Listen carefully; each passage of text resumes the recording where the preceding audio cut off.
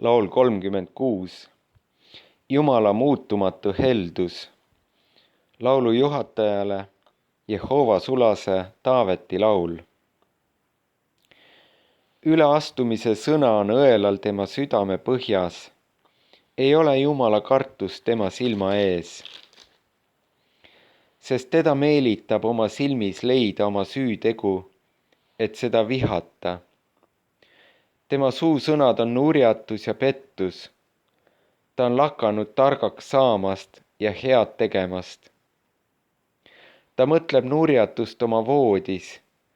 Ta jääb seisma teele, mis pole hea. Ta ei põlga kurja.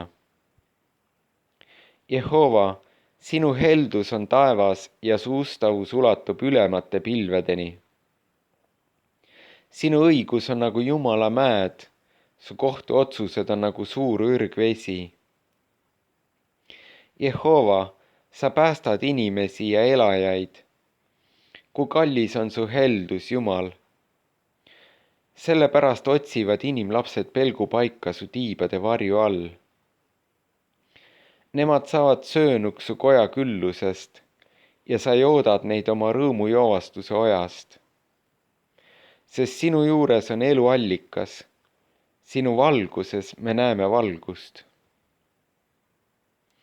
Säilita oma heldus neile, kes sind tunnevad, ja oma õigus neile, kes on õiglased südamelt. Ärgu tallaku suurelise jalg mu peal ja õelate käsi ärgu peletagu mind. Seal on kukkunud, kes teevad nurjatust, nad on maha paisatud ega saa enam tõusta.